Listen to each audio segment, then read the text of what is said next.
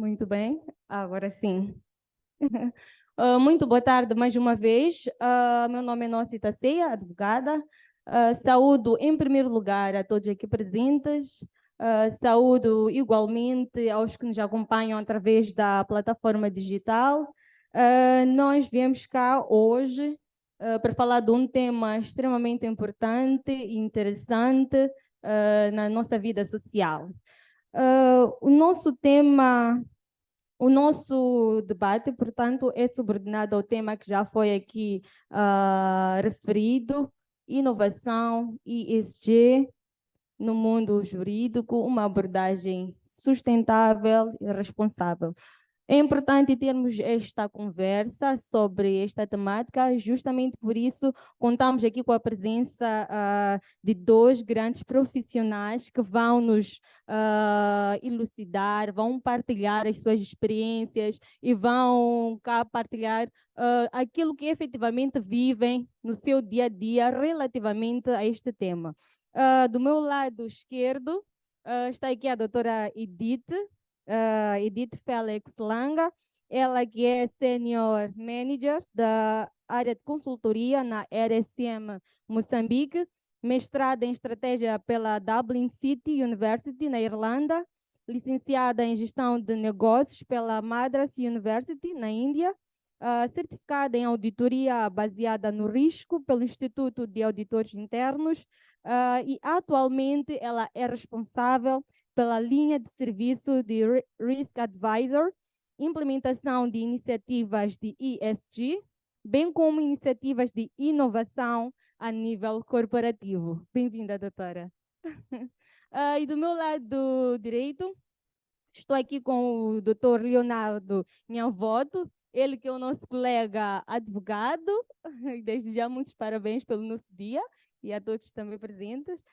Ele é advogado e agente oficial de propriedade industrial, é licenciado em Direito, pós-graduado em Direito de Energia, pós-graduado em Direito Empresarial e Administração pela ISCTEM e formado em Direitos Humanos pela Universidade de Pretória, África do Sul. Atualmente, ele é gestor do Departamento do Conteúdo Local para o projeto, nesse caso, Moçambique LNG. Muito bem-vindo, doutora. Para darmos início ao nosso debate, nós vamos, como notas introdutórias, falar sobre o que é ESG. E para tal, convido a doutora Edith para se dirigir ao pódio. Obrigada.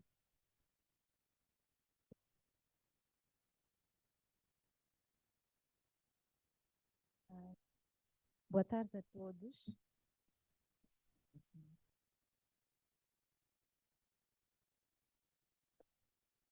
Boa tarde a todos. Já estão. Bom, vou começar por dizer que ESG não é uma ideia e não é uma daquelas novas siglas que vêm para fazer marketing na nossa sociedade. ESG é o nosso futuro. E o ESG, tal como o colega já tinha mencionado, é composto por três pilares. O I, do environmental, que tem a ver com o meio ambiente. O S, que trata muito mais de aspectos sociais. E o G, que tem a ver com a governança e como é que nós gerimos as nossas empresas. O ESG surge como uma necessária resposta das empresas frente aos desafios da nossa sociedade. Este conceito visa abordar a integração do valor econômico aliado à preocupação com as questões ambientais, sociais e corporativas das nossas empresas. Na prática, ESG é uma maneira de mostrar a responsabilidade e comprometimento que as empresas têm com as suas pessoas, com os seus fornecedores, com os seus consumidores, com os seus investidores e todos os outros stakeholders a seu redor. Praticamente, este é um conjunto de padrões e boas práticas que visam apoiar as empresas a definir se elas são socialmente conscientes, se são sustentáveis, não só financeiramente, mas também se são corretamente geridas. Bom, estes 3 pilares que acabo de mencionar podem ser praticados ou medidos de várias maneiras. Começando pelo I, no meio ambiente, nós, como consultores, os investidores e as empresas, temos que olhar para pontos base, não necessariamente extremos, mas coisas simples e básicas que podem ser aplicadas nas nossas próprias empresas, tais como o controlo e redução de poluentes, principalmente nas indústrias manufatureiras. Como é que fazemos a nossa gestão de reciclagem? Como é que gerimos o nosso lixo?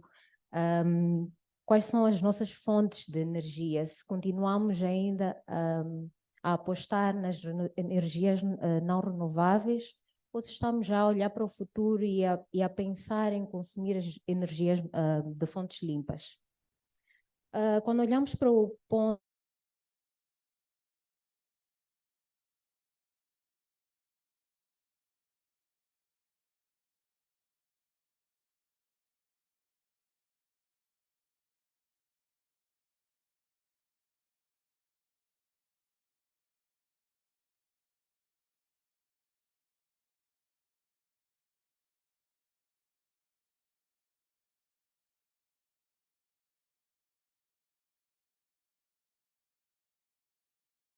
benefícios que as nossas empresas providenciam aos seus colaboradores, que vão além dos nossos salários ou qualquer outro benefício financeiro.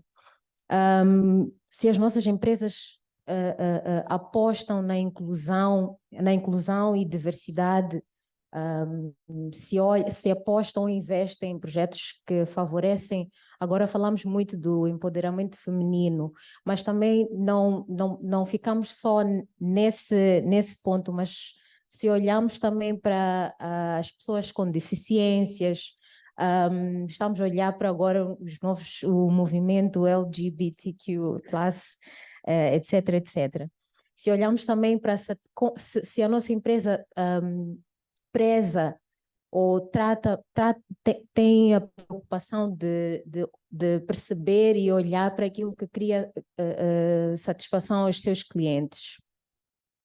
E depois, olhando para o pilar de governança, aqui é onde nós analisamos se as nossas empresas estão mesmo a ser corretamente geridas. E uma das práticas que pode-se começar a olhar é se a constituição dos nossos conselhos administrativos, diretivos, ou a nossa liderança é composta de forma justa. Será que os nossos líderes são promovidos ou são selecionados com base na meritocracia?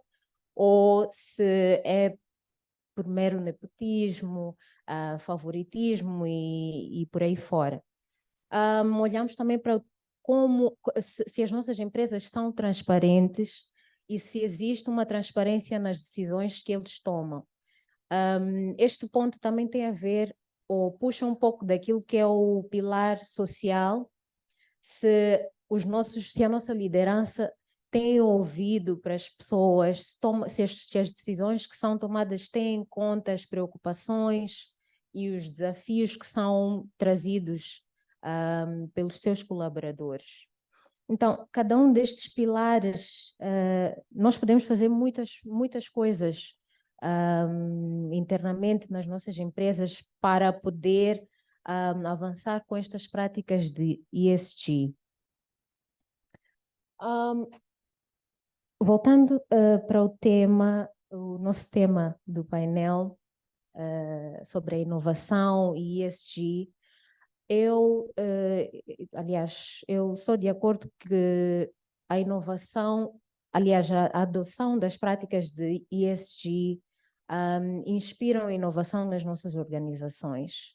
O ato de inovar não se limita só em trazer ideias linkadas à tecnologia ou ideias que sejam grandes invenções. O ato de inovar é identificar uma lacuna que existe ou identificar alguma, aliás, pode até não ser uma lacuna, mas alguma coisa que esteja a ser mal servido aos nossos clientes, aos nossos fornecedores, às nossas pessoas. Mas fazer o teste, fazer o levantamento dessa lacuna, fazer-se o teste e procurar criar novas soluções que possam agregar valor ao nosso negócio, às nossas pessoas, aos nossos fornecedores. Então, a inovação está diretamente linkada com a implementação de práticas de ESG. O que é que é necessário que as empresas façam para poder se implementar essas práticas de ESG no seu dia a dia? Bom, uma das formas de começar a implementar ou a praticar algumas diretrizes, alguns guiões de ESG é começar por olhar para aquilo que são os objetivos, os 17 Objetivos de Desenvolvimento Sustentável, ODS, que foram aprovados em 2015 pela ONU. E estes foram desenvolvidos mesmo com o intuito de criar algum impacto ou transformar o nosso mundo num mundo mais sustentável para todos.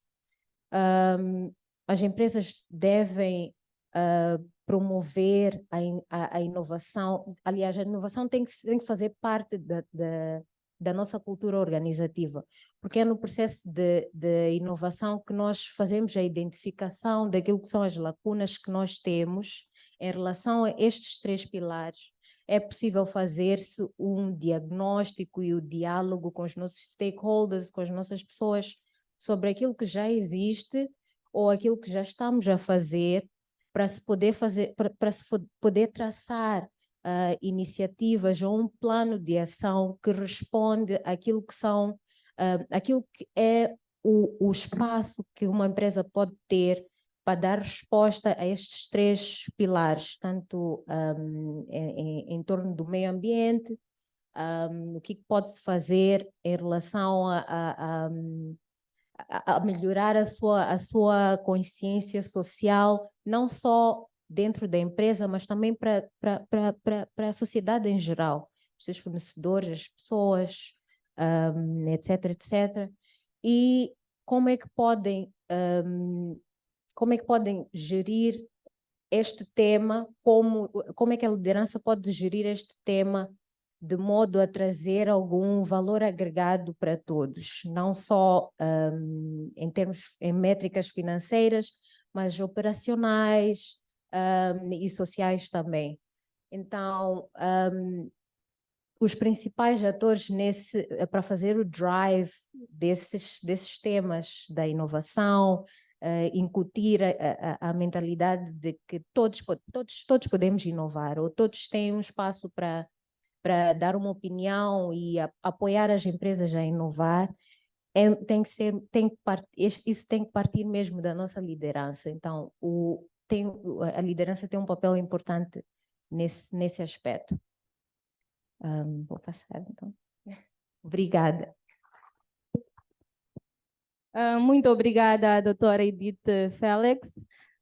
Nós ficamos aqui a perceber, a tomar conhecimento, inclusive, do que é o ESG e qual é a relação entre o ESG e a inovação.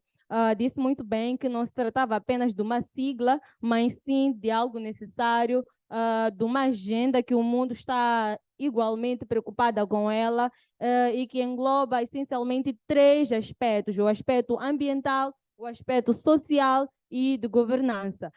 Para dar seguimento a este debate e, inclusive, ter algumas outras informações pertinentes, inclusive, e secundárias, posso assim dizer, para secundário, que já foi dito pela doutora Edith, nós temos aqui o doutor Nhanvoto, que vai tomar o lugar no pódio. Por favor.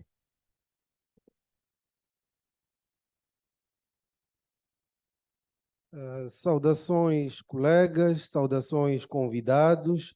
Já estamos no centro da nossa celebração.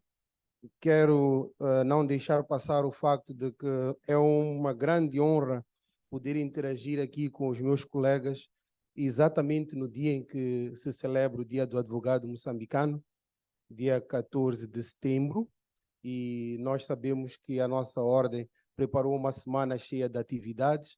Vamos continuar a colaborar, vamos continuar a participar, e não só para aqueles que são advogados. Nós acreditamos que, por defeito de profissão, a advocacia tem um papel transversal na sociedade. Portanto, não deixemos de convidar os outros atores para participarem naquela que é a festa da advocacia moçambicana. Indo aqui com o intuito de complementar a excelente introdução feita pela doutora Edith Langa, eu queria trazer alguns dados que fizessem uma correlação sobre este tema, ESG, e a nossa realidade. O que eu me proponho a fazer é falar sobre o ESG numa perspectiva global, depois relacionar com o nosso continente africano, porque é que para nós, enquanto africanos, é algo que deve ser relevante, e por fim tentar trazer esta relação à nossa profissão enquanto advogados. Para começar, e mesmo na esteira daquilo que foi dito pela doutora Edith, eu também acredito que ESG não é algo que vem e será passageiro. E a minha opinião vale muito mais. Eu vou citar opiniões um bocadinho mais valorosas. Os especialistas em fundos de investimento globais, 89% deles acreditam que estas métricas, portanto, ambiente, social e governança, são métricas que vão acompanhar a evolução do mundo dos negócios nos próximos tempos. E nós estamos a falar exatamente daquelas firmas que se dedicam a fazer projeções. Podemos dizer que este entendimento é uma unanimidade no mundo dos negócios. Alguns números que também ajudam a sustentar esta crença. Para o ano de 2023, foi calculado que o total dos fundos de investimento baseados em ESG é de 2,5 trilhões de dólares.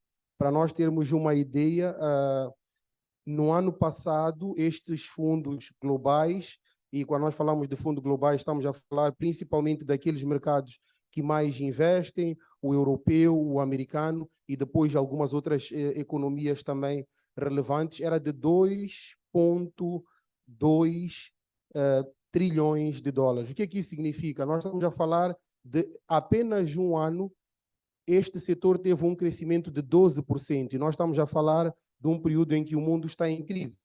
Então, se nós temos um fundo de investimento que cresce 12% num período de crise, significa que nós temos aqui um caso que deve chamar a nossa atenção. A título de exemplo, 12% representa o dobro do crescimento de todos os outros fundos globais juntos. Então, temos aqui uma correlação. Quando nós olhamos para estes números e nos perguntamos por que isto deve interessar a quem está no mercado, nós estamos a falar de captação de recursos, e se nós seguirmos estas métricas, se nós especializarmos nesta matéria, temos a oportunidade de nos colocar à frente nesta questão de ir buscar estes fundos de investimentos novos, o que é uma mais-valia quando nós estamos a falar do momento de crise. Mas eu vou voltar aí quando estivermos a falar do exercício da advocacia. Globalmente, trabalhar com as métricas de ambiente, social e governança é importante porque nós, com estas métricas, essencialmente seguimos 3 fatores. Nós seguimos a transparência com que a empresa funciona, nós seguimos a sustentabilidade da operação da empresa e também a sua performance. E está provado que quando nós temos um ambiente em que temos crises pandêmicas, nós todos aqui vivemos os impactos da Covid, o mundo também viveu. Depois, quando nós pensávamos que íamos nos recuperar da Covid, tivemos vários desafios climatéricos globais, tivemos a falar de tufões, falamos de ciclones que também tiveram um impacto negativo na economia, e quando nós pensávamos que o mundo estava a estabilizar, veio uma guerra também que veio trazer alguma disrupção a nível global. O que isto tem a ver com estas métricas que nós estamos a falar? Quando nós fazemos um assessment da sustentabilidade de uma empresa, quando nós fazemos uma análise de risco com estas métricas, que muito bem a doutora Edith esteve a colocar, nós estamos a fazer um raio-x à nossa capacidade de ser resilientes e de passar por estas crises de uma forma saudável, na perspectiva de empresários ou na perspectiva de empresas. Então, cada vez mais, nós, quando eu falo de nós, estou a falar ainda do mundo, quando se vai avaliar um negócio, quando se vai avaliar uma empresa, já se pergunta qual é o índice ESG desta empresa. Qual é o rating que esta empresa tem no seu desempenho social, desempenho de sustentabilidade, no seu desempenho de governança? Porque as empresas que tinham índices altos foram as empresas que sobreviveram a estas crises. Então, agora os investidores procuram perceber quais são os índices antes de colocar lá dinheiro. Então, está a ditar de grande maneira para onde vão os investimentos novos no mundo. E nós sabemos, fazendo a relação com o continente africano, já falei a nível global de forma sucinta, o continente africano, nós sabemos temos consciência que nós em África temos ainda, por defeito, economias que estão baseadas nas indústrias extrativas. Nós estamos a falar do carvão, estamos a falar de pedras preciosas, estamos a falar de gás e outros recursos minerais. E o que acontece? Estes recursos estão explorados por fundos internacionais. Então, nós não podemos dissociar grande parte das economias e da performance das economias africanas da origem destes fundos, que hoje também guiam-se e orientam-se por esta questão do ESG. Então, existe também uma oportunidade para os países africanos e para as empresas africanas para captarem recursos de qualidade ou em maior volume, que façam elas próprias um posicionamento que seja criterioso com relação a estas matérias, e os índices têm provado que as empresas que têm maior transparência, nós tivemos aqui, e esta é a parte que nós advogados mais gostamos, como funciona o Conselho de Administração, se nós seguimos as regras quando estamos a fazer as Assembleias Gerais, se quando há a saída ou entrada de um sócio, tudo isto é seguido, tudo isto é documentado devidamente. Nós fazemos a atualização dos boletins oficiais da República, nós conseguimos consultar esta informação e nós sabemos que esta empresa não tem nada a esconder. Estamos a falar de governança. Quando nós falamos de empresas que têm, por exemplo, nós tivemos aqui a discutir a questão da publicidade. O que é que nós podemos ou não podemos fazer? Nós já percebemos, por exemplo, que nós vemos uma empresa de advogados ou não, em que todos os anos entram e saem colaboradores. Não ficam um ano, os colaboradores saem. A percepção que fica no mercado é que qualquer coisa não corre bem naquela empresa, seja um escritório de advogados ou outra. Ou se nós temos uma empresa que constantemente os trabalhadores estão em greve. Nós sabemos que a performance social daquela empresa tem alguma deficiência. E nós já percebemos que isto tem um impacto na forma como o público olha para a empresa e também na própria performance da empresa. E nós não podemos deixar de lado estes aspectos quando nós olhamos para nós enquanto advogados ou colaboradores de sociedades de advogados ou até gestores de sociedades de advogados, que eu reconheço alguns aqui presentes na sala, e se tiverem percebido, já entrei mais concretamente na terceira acepção, para ver se mantenho os meus colegas advogados acordados, que é falar sobre por que isto é importante para nós. Estas siglas, e acreditem, não é minha intenção, nem a doutora Edith, de estar aqui a meter em inglês, é porque é uma matéria nova e nós ainda temos que traduzir alguns destes termos para a nossa realidade. Então, por favor, perdoem qualquer estrangeirismo. Mas o que nós queremos dizer é o seguinte: por que é importante para um advogado preocupar-se com esta matéria? Eu vou começar por dar um exemplo. Na semana passada, ou coisa e tal, nós tivemos a ver uma imagem em que víamos uma cassete do Videoclube Tiger. Eu sei que alguns advogados estagiários podem não perceber muito bem do que estamos a falar, mas tenho a certeza que da carteira profissional até pelo menos Janil, todos nós sabemos do que estamos a falar. Videoclubes, antigamente nós tínhamos que ir para um sítio, pagávamos, davam-nos um cassete, nós levávamos para casa e tínhamos 48 horas para assistir ou 24 horas e tínhamos que devolver. É difícil de acreditar, mas assim funcionavam as coisas antigamente. Mas por que eu trago este exemplo e relaciono com esta matéria e relaciono com a inovação? Por que será que o Videoclube Tiger não está a funcionar até hoje? Eu não estou categoricamente a dizer que este é o fator, mas estou a utilizar como um exemplo para que nós olhemos para este fator. Se o Videoclube Tiger inovasse, eventualmente teria começado a alugar DVDs na altura em que a tecnologia evoluiu, portanto, estaria a olhar um bocado mais para frente, estaria a desafiar-se a si próprio. Depois dos DVDs, eventualmente, investisse num negócio de streaming local, tendo recursos para tais, tendo uma base de dados de clientes, e eventualmente nós hoje teríamos um Netflix moçambicano. Mas, se nós não inovamos porque estamos muito confortáveis, normalmente nós perdemos alguma preponderância no novo mercado. Vou utilizar um exemplo ainda mais próximo a nós. Eu, mesmo antes de ser advogado, tornei-me agente oficial da propriedade industrial. É uma área que tenho grande paixão. E quando eu comecei a investigar esta área por interesse próprio, muitos dos escritórios não tratavam deste assunto, os nossos cursos de direito não ministravam esta matéria e era uma conversa um bocadinho futurista. Mas hoje em dia, nós temos advogados que dedicam-se exclusivamente à propriedade industrial ou intelectual. O que esses advogados fizeram? Viram que havia um mercado novo que se estava a criar e investiram em especialização e foram os primeiros a oferecer os serviços quando os clientes vieram buscar.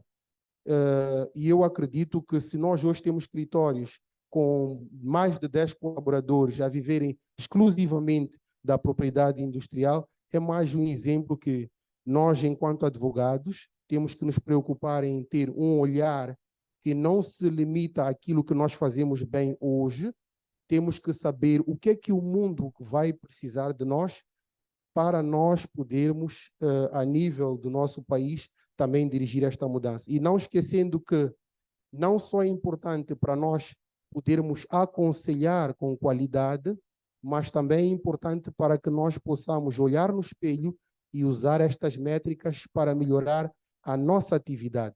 Mas eu acho que ainda teremos tempo para conversar sobre isto. Em notas introdutórias, é o que me ofereço dizer. Obrigado. Muito obrigada, Dr. Leonardo Nhanvoto, por esta apresentação sobre o ESG numa perspectiva global e também numa perspectiva local, digamos, de África.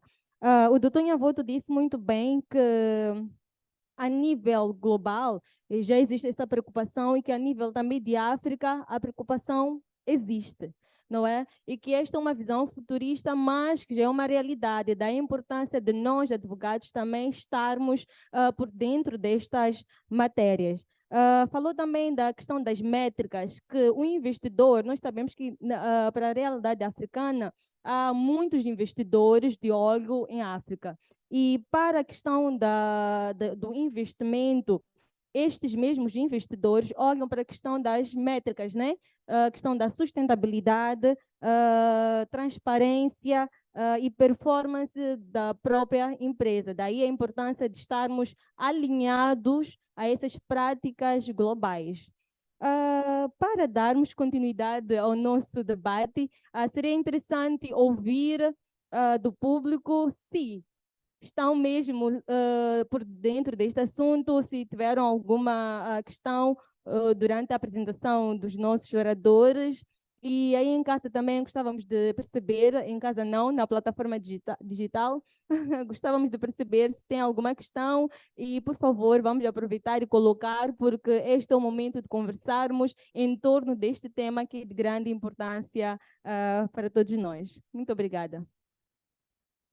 Alguma questão aqui a nível da nossa sala? Temos uma mão levantada lá do fundo, duas mãos, então... Muito bem. Tem a palavra. Boa tarde. Meu nome é Kofi Manuel Vilangulo, sou advogado. Da explicação do doutor Nhavoto, ele trouxe um conceito que é governança e explicou mais ou menos do que se trata. E eu já ouvi falar de outro conceito semelhante chamado compliance. Queria perguntar ao painel qual é a diferença entre compliance e governança. E obrigado.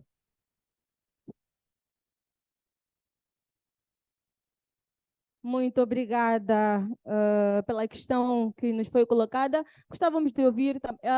Deixa-me ver se percebi o nome. É Dr. Kofi? Kofi Emanuel Langulos. Kofi Emanuel Langulos. Não é Kofi Annan, não. Né? Muito bem. Vamos seguir a outra questão. Obrigado, boa tarde. Meu nome é Elício de Souza, advogado. Primeiro, congratular as duas apresentações, foram brilhantes. Mas vou para a economia de tempo, vou levantar uma questão só para o doutor Nhavoto, que é a seguinte. Eu gostei muito desta equiparação do Tiger Video Club, que nós todos frequentamos, quase todos, diga-se. E, de facto, fiquei aqui a pensar que eu também, na altura, achava que aquele era um negócio para toda a vida, não é? Quando nós viemos lá, e hoje é um negócio ultrapassado. E, de facto, esta analogia que fez com a advocacia, de facto, faz todo sentido. Agora, doutor Nhavoto, como vejo que é tal qual visionário, né? E estamos agora numa altura em que a inteligência artificial está praticamente a invadir as nossas vidas. E falo concretamente do chat GPT, se não estou em erro, que é um assunto que fala-se muito, principalmente na questão das novas tecnologias, nacional e internacionalmente. Como é que nós, advogados que estamos a passar agora para a velha guarda, poderemos sobreviver a esta ascensão das novas tecnologias e principalmente da questão ligada à inteligência artificial? Como é que a advocacia vai se aguentar, ou pelo menos a advocacia tradicional vai se aguentar com essa nova tecnologia? Muito obrigado. Muito obrigada pelas questões colocadas. A nível da sala, acredito que não há outra questão, não temos aí uma mão levantada. Por favor. Boa tarde, Milagrosa Macuaco, advogada. Antes de mais, a semelhança do Dr. Elísio, queria parabenizar os oradores e deixar aqui uma questão para o Dr. Nhavoto. Dr. Nhavoto, eu queria perceber de forma concreta de que forma é que esses três pilares ESG podem ser aplicados na nossa profissão. Obrigada. Muito obrigada pelas questões lançadas. Vamos dar uma pausa justamente para respondermos a estas questões e desde já, apesar de terem sido dirigidas ao Dr. Nhavoto, as mesmas podem ser respondidas por todos os oradores. Doutor Nhavoto, a primeira questão foi lançada pelo nosso colega Kofi, que perguntava qual é a diferença entre compliance e governança. Por favor, doutor. Oh, ilustre colega Kofi, na verdade, esta é uma questão mais de complementaridade do que de diferenciação. Quando se fala de governança, nós estamos a falar de um conjunto de práticas que são consideradas a nível global como conducentes a um resultado positivo no que concerne a transparência, no que concerne a gestão da empresa e ao resultado. E o compliance é parte deste universo. É como se nós tivéssemos um canivete suíço e o compliance fosse a faca do canivete suíço. E dependendo, aproveito de dizer que dependendo do setor de atividade da empresa, nós vamos ter níveis diferentes que são atribuídos de importância a cada uma das métricas. Vamos perceber, por exemplo, que uma empresa que tem uma atividade industrial mais intensa, compliance e governança, para além daquilo que nós estamos habituados enquanto advogados, há de envolver, por exemplo, um rigor maior no cumprimento de regras de higiene e segurança no trabalho, porque é a área em que vai ser mais, como é que eu posso dizer, cobrada na sua atuação. Então, eu vejo mais uma relação de complementaridade do que exatamente de diferença. Muito obrigada. Nós também recebemos uma questão do Dr. Elísio de Souza, e ele questionava de forma genérica como é que os advogados, né, podem sobreviver à extensão das novas tecnologias, referindo-se especificamente aos advogados. Sim, ok. Exato. Primeiro, talvez uma correção histórica. Dr. Elísio de Souza, acho que frequentava mais o Videoclube Tchova, pela sua área geográfica. Mas isto é para dizer que era um negócio tão bom que todas as zonas tinham o seu dedicado e mesmo assim todos prosperavam. Indo à questão da inteligência artificial, eu acho que o primeiro passo está dado, é reconhecermos que vai ter impacto na nossa atividade, porque este é o primeiro passo. E acho que o segundo é termos alguma humildade para colocarmos-nos na posição de estudantes, porque é uma realidade nova para muitos de nós. Nem todos nós estamos versados nas tecnologias de informação e, mais uma vez, eu acredito que o desafio passa em dedicarmos algum tempo a perceber o fenômeno, dedicarmos algum tempo e, eventualmente, até algum dinheiro a capacitar-nos nesta nova realidade para depois percebermos como é que vai afetar positivamente a nossa atuação. Esta seria a minha abordagem. Não tenho ainda nenhuma resposta objetiva, mas se tivesse que avançar a algumas ideias próprias, eu haveria de olhar para a questão da inteligência artificial ou do exemplo preciso que deu do chat GPT, como uma nova ferramenta ao serviço do advogado. Nós já percebemos, por exemplo, quanto tempo nós levamos quando estamos a fazer um parecer só a fazer análise de direito comparado. Quando nós começamos aquele exercício e nós vimos aqui na apresentação passada, em Moçambique é assim, no Brasil é assim, em Portugal é assim. Nós não somos especialistas na lei brasileira, não somos especialistas na lei portuguesa, mas nós sabemos que para um parecer que tenha alguma relevância para certas matérias, nós precisamos de fazer essa leitura. No meu exemplo, um advogado que já saiba usar o chat GPT pode fazer as perguntas certas, que é, ok, no ordenamento jurídico brasileiro, quais são os dispositivos sobre esta matéria? Automaticamente ele vai listar aqueles dispositivos legais. Somos capazes de ter poupado uma tarde de pesquisa e temos a resposta em 5 minutos. E fazemos este trabalho naquilo que é trabalho preparatório, significa que nós podemos dedicar mais tempo a fazer o nosso trabalho, a nossa arte, a análise jurídica, a escrever o parecer com arte e não ficarmos mais tempo a fazer pesquisa quando nós temos um assistente que consegue dar a volta a todas as bibliotecas do mundo em 30 segundos. Então, eu acho que nós temos uma nova ferramenta que não vai nos substituir, é a opinião pessoal, eu não acredito que vai nos substituir, porque a mente treinada e inovadora, digo, de um advogado, não está ainda substituída por nenhuma inteligência artificial. Podemos sim usar aquela inteligência artificial para que nos dê as respostas para as perguntas que nós sabemos que devemos colocar, porque somos seres humanos e temos a arte e o engenho. Então, ficou a questão da colega Milagrosa, Pois. que falava da forma como estes 3 pilares podem ser aplicados à nossa área. Eu vou só falar um bocado daquilo que é a nossa área enquanto advogados, mas temos que nos fazer valer do facto que nós temos uma especialista. Eu sou um curioso que tem a sorte de ter trabalhado em vários projetos em que esta matéria é discutida, mas eu acredito que a doutora Edita ainda vai nos dar métricas que, na perspectiva de consultoria nesta área, são usadas. Eu vou fazer algumas achegas.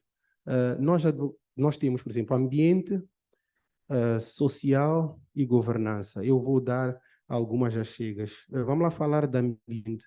Qual é um dos nossos defeitos de profissão ou característica do advogado mais presente? Advogado gosta de andar com pasta grande. Por que anda com pasta grande? Tem sempre papel. Por que tem sempre papel? Nós estamos toda hora a imprimir. Imprimimos lei, imprimimos parecer, imprimimos. O que nós estamos a fazer com o ambiente? Nesta primeira métrica, se nós estivermos a olhar para dentro, nós olhamos para um escritório de advogados, vamos lá dizer, com 10 advogados. Todos os dias eles estão a imprimir papel, a rasgar, a deitar fora, a levar, etc. e tal. Temos sempre aqueles arquivos enormes. Se nós olharmos a métrica do ambiente, esta empresa vai dizer que nós não vamos ser sustentáveis se continuarmos a imprimir e a usar papel desta forma. Estamos a contribuir para degradar o ambiente.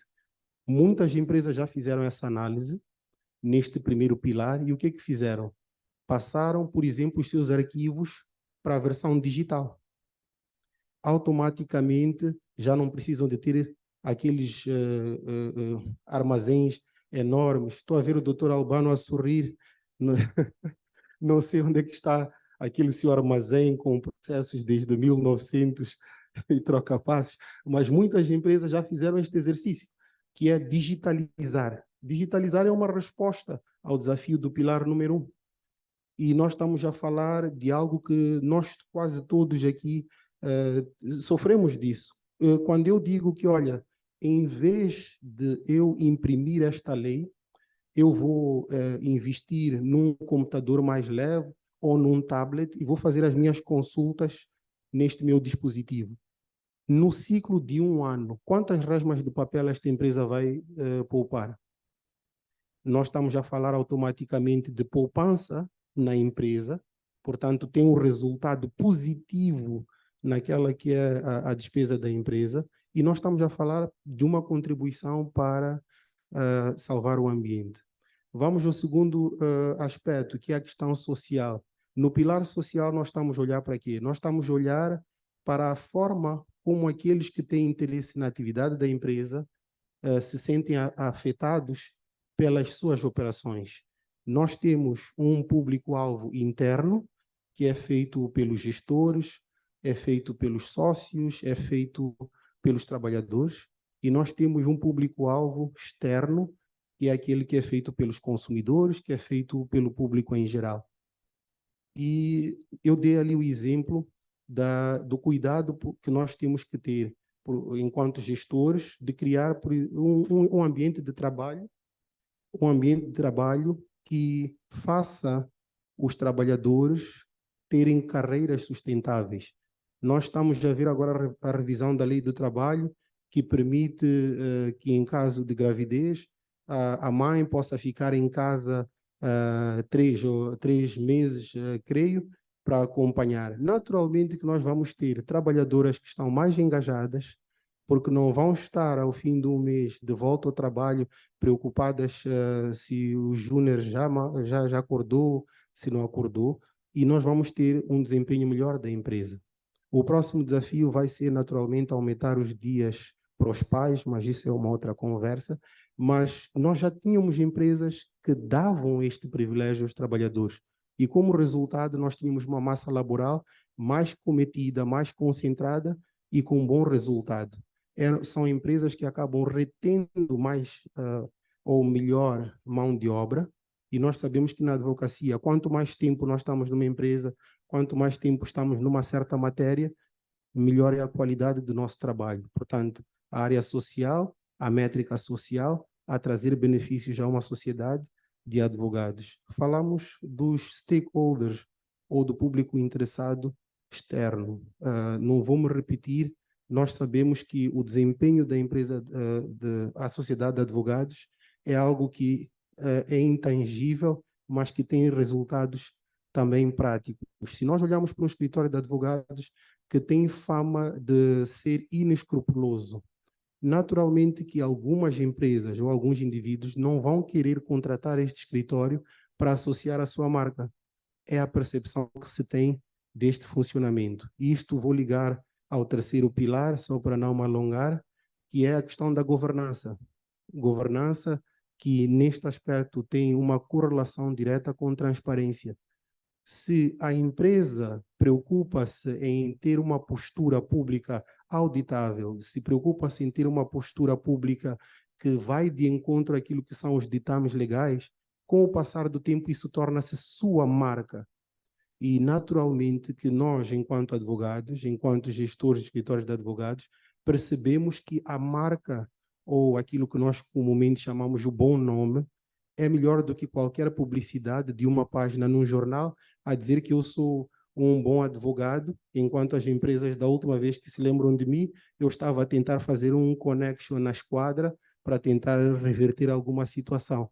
É um bocadinho este exercício que nós temos que fazer, doutora Milagrosa, mas aplica-se sim à nossa atividade e também ajuda-nos a ser melhores prestadores de serviço.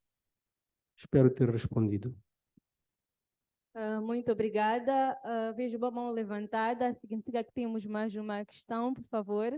Doutora Tera. Boa tarde a todos, em especial ao painel que tiveram esta amabilidade de fazer parte deste painel que eu entendo apaixonante, para além de ser bastante inovador. O nosso muito obrigado por participarem desta nossa Semana do Advogado com um tema tão interessante. Gostava de colocar a seguinte questão a ambos os oradores, que era perceber qual o impacto, que impacto tem a decisão de investir numa entidade, numa empresa, vamos supor, em África principalmente, onde estas métricas de ESG são completamente desreguladas, contudo, o retorno relativamente a estas commodities desta empresa vislumbra-se assertivo. Mas estas métricas estão desreguladas. Qual é o impacto? A decisão é não investir ou estas métricas podem ser com facilidade ajustadas após o investimento? E se já tivemos, muito concretamente, casos em que esta decisão sofreu ou não algum impacto, principalmente cá em Moçambique, relativamente, por exemplo, às multinacionais ou outras empresas. Muito obrigada. Muito obrigada. Alguma questão ou podemos responder a esta? Acredito que podemos responder a esta questão que nos foi colocada. Obrigada. Bom, respondendo à questão de forma resumida, feliz ou infelizmente vivemos num mundo em que num mercado em que não há espaço para não se inovar ou não se tomar em conta este tema do ESG. Os investidores, aliás, os nossos concorrentes, o mercado em si, pauta mais por empresas que são socialmente conscientes, que têm interesse nos seus colaboradores, nos seus consumidores, e nos seus investidores, e é necessário que haja essa implementação destas práticas, porque aqui em Moçambique, infelizmente, nós não temos assim o ESG aqui em Moçambique ainda não é vinculativo, mas maior parte, se não quase 99% dos nossos investidores já têm essa obrigação de fazer esses reportes de ESG.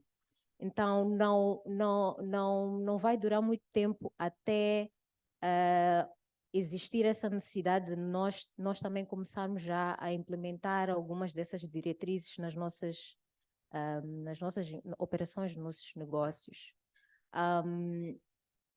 Falou também do impacto, então, prontos. Em termos de impacto, é o que o doutor Nhavoto estava a dizer. Empresas que praticam ou que implementam estas diretrizes são geralmente mais rentáveis, sofrem pouca volatilidade, não são suscetíveis a grandes impactos negativos em momentos críticos ou voláteis. São empresas sustentáveis não só em termos operacionais, mas também financeiramente. E, de uma maneira geral, tem que se começar a investir agora. O investir não é só, não vai ser só financeiro. Temos que incutir ou criar esse awareness às pessoas de o que é ESG, como é que, em que nível ou em que grau de maturidade é que estão as nossas empresas em relação a vários pontos dentro desses 3 pilares. Obviamente, sim, dependendo do tipo de negócio, os investimentos vão ser diferenciados, mas o primeiro passo que tem que se dar é incutir ou criar essa awareness do que é ESG e para onde é que estamos a caminhar ao seguir essas diretrizes. Muito obrigada, doutora Edith. E ainda no âmbito dessa questão que nos foi colocada, referir que a maior parte das empresas, ou algumas empresas africanas em particular, podemos assim dizer, são muito voltadas para a questão da execução, de executar as suas atividades, estão mais voltados para a execução do que para a questão da inovação. Então, nesse âmbito, gostava mesmo de perceber ainda dos nossos painelistas de que forma de que forma se pode aproveitar o DNA da própria empresa, os seus recursos, né, na implementação do ESG. Pode ser o doutor Nhavoto, uma vez que a doutora Edith estava há pouco tempo a falar, de que forma podemos aproveitar os recursos existentes na nossa própria empresa para implementar o ESG? Assim, eu, sendo o primeiro, tenho o benefício de poder ser corrigido pela doutora Edith, que é especialista, então fico mais à vontade. Quero fazer uma chega aqui ainda à questão relativa à colocação da doutora Tera. Eu acredito que o impacto da colocação da questão do ESG como uma prioridade já é uma realidade mesmo em empresas moçambicanas.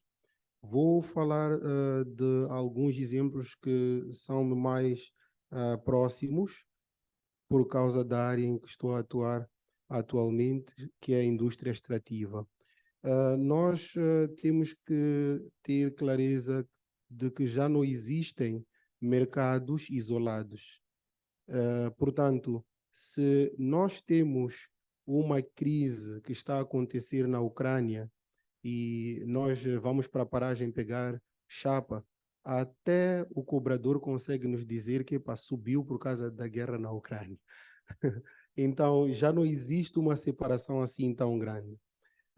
aquela que é a prioridade de uma empresa que está cotada na Bolsa de Valores e que tem estes 3 pilares como orientadores da sua atuação, define para onde vão os recursos também em Moçambique.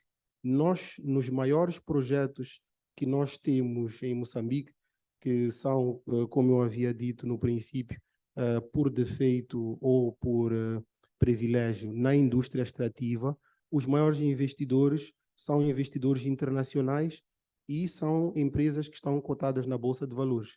Então, já influencia o nosso mercado. Quando nós temos um projeto que tem que acontecer em Moçambique e que envolve um financiamento que chega a $1 bilhão ou mais, nós normalmente vemos a juntarem-se investidores que, apesar de não estarem na operação, querem investir para depois tirarem os seus lucros. Nós temos as empresas concessionárias, que fazem parte daquele grupo de empresas que divide o risco. Depois temos uma empresa que vai operar o projeto, que é aquela que vai tomar as decisões do dia a dia. E em condições normais, se nós olharmos para todos os nossos grandes projetos, eu arrisco-me a dizer que 85%, se não mais, destas instituições são instituições que já têm estes indicadores como pilares da sua atuação. E por quê? Porque são empresas que têm uma preocupação muito grande, primeiro com o olhar que o mercado tem à sua atuação, porque estão cotadas em Bolsa de Valores. Eu vou dar alguns exemplos. Não sei se recordam-se como foi a polêmica quando a Volkswagen teve um escândalo porque adulterou os resultados dos estudos que eles têm que obrigatoriamente fazer aos seus carros antes de ir ao mercado. Portanto, eles apareceram com métricas muito mais positivas do que o que na verdade deviam ter revelado. Diziam que os carros eram mais eficientes do que eram, que poluíam menos do que poluíam na verdade, e com isso tiveram boas vendas no princípio. Mas quando a realidade veio de cima, o feedback que tiveram foi terrível. As ações desta organização na Bolsa de Valores caiu quase que para metade. E isso corresponde a uma perda de valor na empresa, que automaticamente também diminui a capacidade desta empresa de investir. Então, quando nós temos uma empresa cotada na Bolsa de Valores que está em Moçambique, ela vai atuar em Moçambique da mesma forma que atuaria em qualquer lugar do mundo, porque se for, se tiver uma análise negativa, mesmo em Moçambique, também vai repercutir no seu investimento global. E isso é válido para os 3 pilares. Nós vimos, por exemplo, como é que as empresas têm se preocupado quando estão a tratar das questões relacionadas com reassentamento. O reassentamento tem a ver com aqueles stakeholders externos. Se eu só quero fazer o meu projeto e afasto as pessoas da minha frente e não me preocupo, tarde ou cedo a percepção que o público em geral tem sobre o meu projeto muda, e isso vai me diminuir a capacidade de ir buscar investimentos. Então, em Moçambique, nós já estamos a viver essa realidade. Nós já temos aumento ou diminuição de investimento consoante aquilo que é a performance da empresa em Moçambique nestas matérias. Muito obrigada, doutor Leonardo. Acredito que tem mais alguma questão a ser lançada, por favor? Sim, só mais uma questão de insistência. Na verdade, não é de insistência, eu gostava de fazer uma ponte, uma vez estamos a falar de ESG e environment em particular. Eu gostava de perceber dos oradores que impacto tem este negócio dos créditos de carbono e que ações os países em vias de desenvolvimento, como por exemplo Moçambique e outros, tomam relativamente no sentido de mitigar os efeitos nefastos deste negócio. Muito obrigada. Não sei se existe mais alguma questão. Também gostava de saber, a nível da nossa plataforma, se não existirão lá algumas questões que foram partilhadas com os nossos colegas. Mas enquanto isso, podemos responder à questão, por favor? Sim, doutor Edith, gosto muito da minha voz, mas acho que é a altura de variarmos.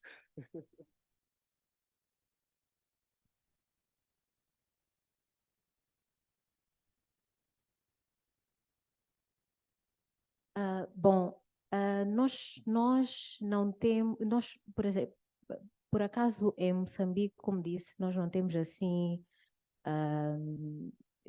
o ESG não é ainda vinculativo, mas temos algumas leis que tocam em todos os três pilares e olhando particularmente ao meio ambiente, nós temos já algumas obrigações na lei de investimentos que já começam a obrigar as empresas a olhar para o seu impacto, a sua pegada de carbono, como é que fazem a gestão das terras para que para que as suas atividades não causem nenhuma destruição.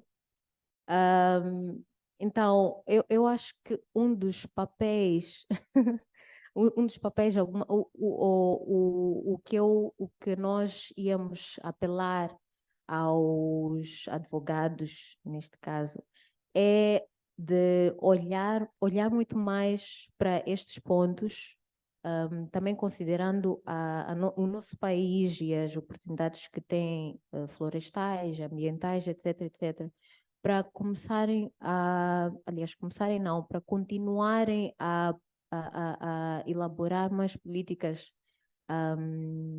alinhadas à preservação do nosso meio ambiente, a obrigar as empresas a começar a olhar muito mais no seu impacto ao meio ambiente. Então, apesar de nós já estamos a caminhar num trilho mais sustentável, continua ainda uma lacuna este tema da nossa própria proteção da natureza e das nossas riquezas. Muito obrigada, doutor Tita. Percebemos aqui que existem algumas questões, né, a nível da nossa plataforma. Temos aqui, vamos lá, temos alguma questão, o tema é referente, daqui não dá para ver muito bem.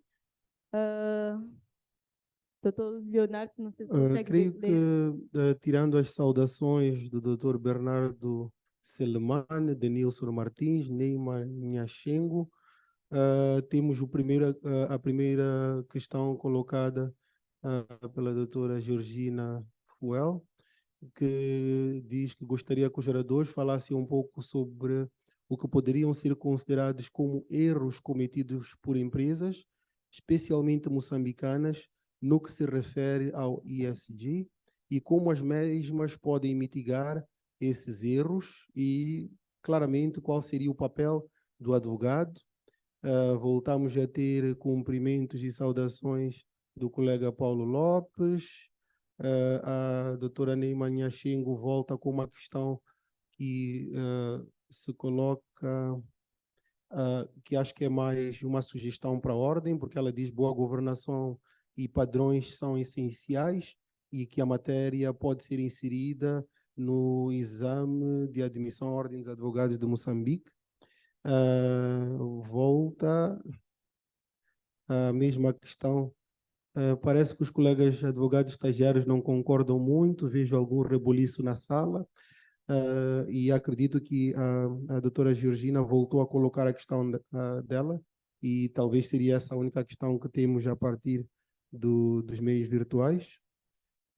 Eu vou tentar começar por fazer a chega sobre o papel do advogado na correção desses erros e também na mitigação, e desta forma acho que podemos dividir a questão. Eu havia dito que o papel do advogado é preponderante na sociedade em várias matérias e esta é mais uma. Eu olho para a advocacia como uma bússola da sociedade, e se nós conseguirmos olhar para o ESG como algo relevante, porque nós já percebemos que é algo que ajuda a empresa a ser mais resiliente, prepara a empresa para ser mais sustentável e desta forma garantir que o negócio exista por mais tempo, ajuda a melhorar a imagem da empresa aos olhos do seu público de eleição fora e dentro da empresa e ajuda a empresa a captar recursos. Nós, enquanto advogados, podemos sim liderar esta transformação na priorização do ESG, porque nós somos os primeiros a fazer o raio-x das empresas. Quando os investidores vêm para Moçambique e colocam-nos questões e somos nós próprios a dizer que, olha, essa matéria de ESG ainda não é preocupação em Moçambique, então não precisas te preocupar com isso, vamos lá trabalhar noutra matéria. Nós é que já estamos a colocar aquele investidor numa situação de perceber que, olha, se eles não estão preocupados, não vou dar atenção. Mas se nós formos os primeiros a dizer que, olha, e como colocou bem a doutora Edith, ainda não existem leis vinculativas, mas já é uma matéria que nos preocupa e já temos preocupação com práticas de boa governação, nós temos preocupações com o ambiente e nós temos preocupações com boas práticas de investimento social. O próprio investidor percebe que já tem que começar a abordar aquelas questões mesmo antes que venha uma lei que torne obrigatório. Quem vai fazer esse trabalho é o advogado. Falei do investidor, também podia estar a falar de uma empresa moçambicana que já está a operar e nós temos uma carteira de clientes. Vou dar só um exemplo antes de passar a palavra à doutora Edith. Acontece muitas vezes quando sai uma nova lei, saiu uma nova lei agora do trabalho, às vezes sai um aviso do Banco de Moçambique. O que é que nós fazemos enquanto advogados? Nós normalmente estudamos a matéria, percebemos quais são as alterações, percebemos quais são as que têm impacto a meio termo na atuação das empresas e depois mandamos uma comunicação para aqueles nossos clientes que nós sabemos que gostam de estar organizados, a dizer que, olha, saiu uma nova lei de trabalho, entra em vigor no início do próximo ano e as matérias que vão tocar a tua empresa, porque tem mais de 100 trabalhadores, são esta e eu proponho que atues desta forma. Por que que nós não nos preparamos para poder fazer o mesmo exercício com o ESG e antecipar o futuro para os nossos escritórios de advogados não ficarem como o Videoclube Tiger? Volto a si, doutora Edith. Vou falar de uma das questões dos erros, né, que podem se cometer ou que não podemos cometer em relação a ESG. O primeiro exemplo de um erro que as empresas podem estar até a cometer é o exemplo que o Dr. Nhavoto deu. O que a Volkswagen fez em publicar uma informação falsa. Nós chamamos, aliás, esse ato é definido como greenwashing.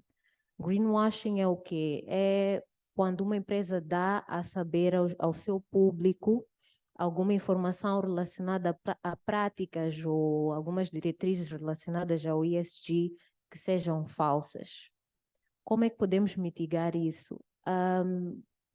Para se poder mitigar isso é mesmo fazer o trabalho de base. Temos um plano de ação em relação àquilo que a nossa empresa, que as nossas empresas ou instituições pretendem abordar em relação aos pilares de ESG e fazer o devido diagnóstico, o levantamento das suas capacidades de dar resposta a essas iniciativas e efetivamente cumprir com a sua promessa ou proposta. Então, esse é um dos erros. Acho que para cada um dos pilares há muita coisa que nós podemos discutir em relação aos erros que podem ser cometidos, mas basicamente o greenwashing é um dos maiores erros que nós podemos fazer. Publicar algo que nós não concretizamos e de maneira, por vezes, até só para responder a algum requisito ou algum pedido dos nossos investidores ou do nosso público. Enquanto que não estamos, não vamos fazer essa aposta nessa iniciativa. Então, basicamente é isso. Muito obrigada, doutora Edith. Nós estamos mesmo já no fim da nossa abordagem sobre esta temática que é de grande relevância. Os advogados foram aqui chamados a comprometerem-se com esta agenda, com esta preocupação global. E então, considerando este chamamento, eu gostava de perceber, ainda agora, a Edith é formada nesta área e querendo o advogado, não? Ok, mas querendo o advogado, por exemplo, estar cada vez mais inteirado deste assunto, né? Porque hoje abordamos o assunto, mas daqui eles querem inteirar-se melhor sobre o assunto. De que forma poderiam fazê-lo? Podem entrar em contato com a doutora Edith Félix e pedir, porque ela é que é consultora desta área. Eu acredito que nós, advogados, somos do grupo profissional mais resiliente que existe. Quando é necessário, nós até estudamos lei macaense, lei estadunidense.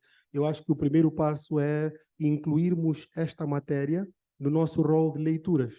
E quando nós começarmos a pesquisar, havemos de encontrar cada vez mais matéria interessante ou que esteja ligada à nossa área direta de atuação.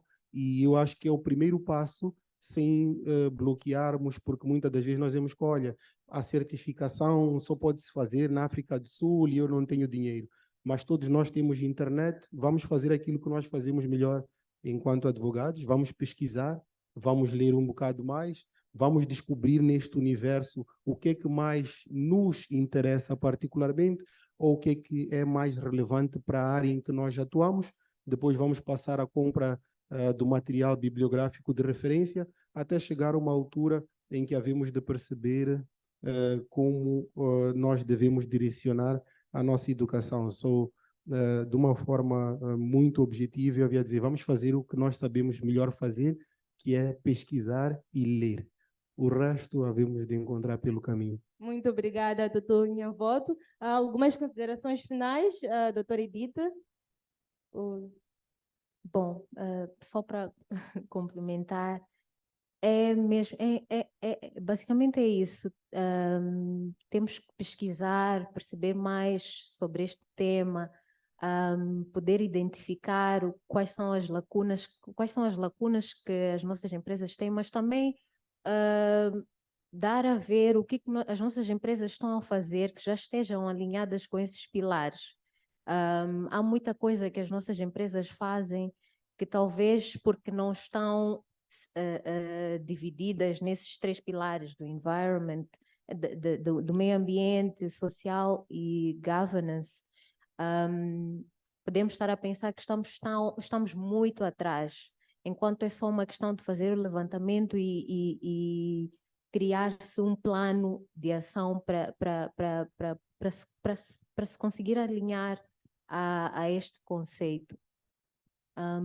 Sim, se tiverem qualquer questão, também estamos abertos, sem estar a fazer publicidade. A RSM Tudo pro bono, não é? Nós gostamos de pro bono. Bom, muito obrigada.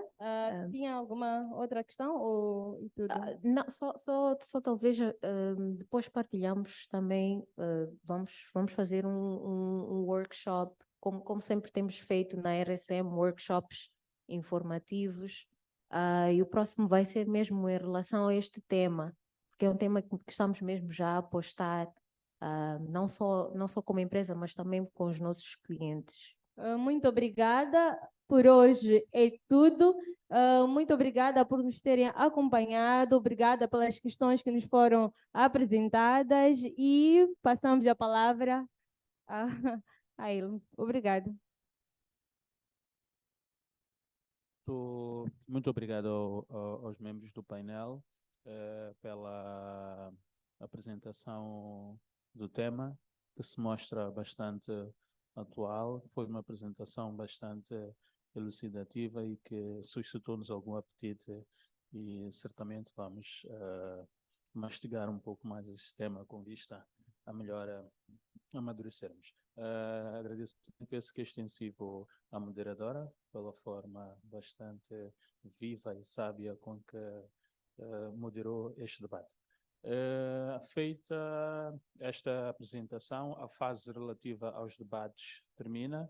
Entretanto, convidamos a todos os demais colegas para o próximo programa, ou a próxima etapa, que é uma exposição de livros de autores locais que se encontra na entrada deste auditório.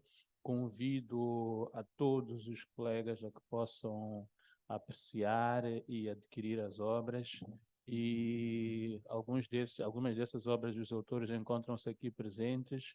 Vejo aqui o Dr. Elísio de Souza e pode desde já autografar e tecer algumas considerações com os colegas que estiverem interessados em saber um pouco mais sobre a obra.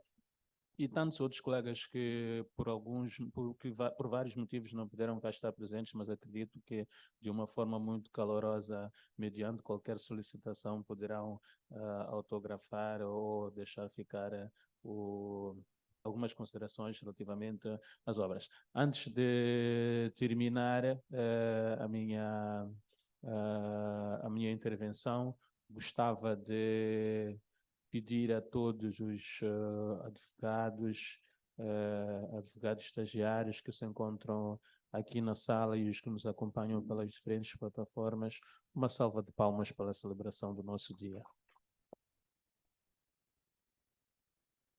Dito isto, convido os ilustres colegas para a próxima fase do nosso programa, que é a apreciação da exposição de livros de autores locais que se encontra na parte frontal do edifício. Obrigado.